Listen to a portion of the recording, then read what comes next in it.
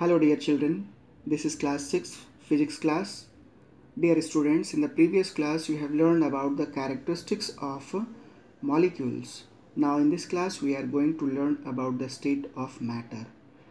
Dear students, at ordinary temperature, matter is known to exist in three forms known as the state of matter. The three states of matter are solid, for example chalk, wood, liquid, example water, kerosene, and gas, example air, oxygen, etc. Based on the arrangement of molecules in matter, the intermolecular distance and the intermolecular force of attraction vary between different states of matter. Let's discuss various characteristics of solids, liquids, and gases in detail. First we'll see solids. The state of matter in which constituent molecules are closely packed is known as solids. Solids have the following characteristics. First, the molecules in solids are closely packed and the intermolecular distance between them is very less. Second, the intermolecular force is very strong in solids. Third, solids have a fixed shape and size. Fourth, solids have a definite volume. Next, molecules in solids remain fixed and vibrate about their mean position. Next, solid cannot be compressed easily when pressed. Next, due to strong intermolecular force of attraction between the molecules, solids expand very little on heating. Solids are hard and rigid but can be beaten either into sheets or into powdered form. Dear students, let's see the next, liquids. Liquid is that state of matter in which constituent molecules are not very closely packed. Liquid have the following characteristics. First, the intermolecular space between the molecules of liquid like water, mercury, etc. is more than that in solids. Next, the intermolecular force of attraction is lesser in liquids. That is why they are loosely packed.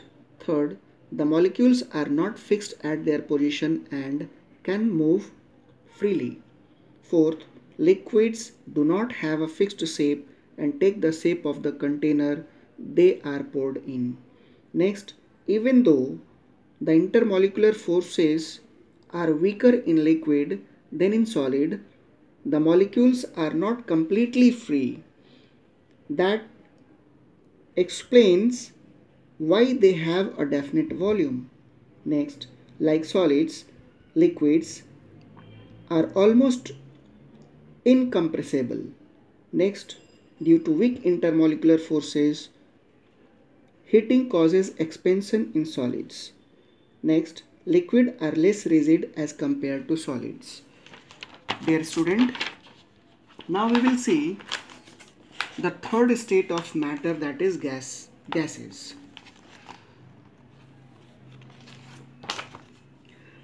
Gas is that state of matter in which constituent molecules are very loosely packed.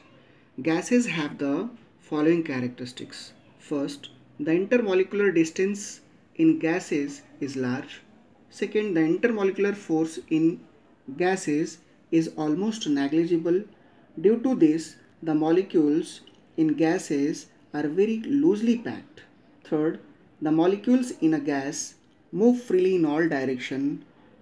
That is why it executes zigzag motion continuously. Next, gases have neither a fixed shape nor a fixed volume. They occupy all the space available to them. Next, gases can be compressed to a large extent. Gases also expand a lot on heating. Next, gases are not at all rigid. So, these are the characteristics of gases. Now, dear students, we will see change in state of matter. The three states of matter are interchangeable. This can be observed on heating matter. For example, water exists in all three states of matter.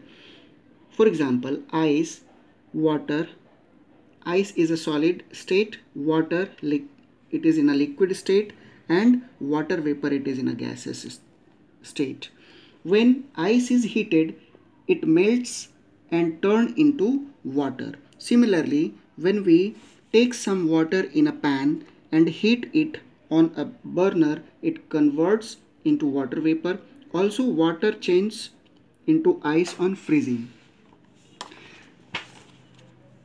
Just like water, other material can also change from one state to the other, though through process like melting, boiling, evaporation and condensation.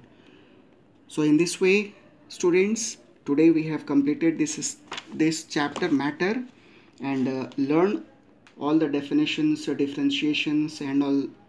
Go through this chapter properly. All the best. Thank you.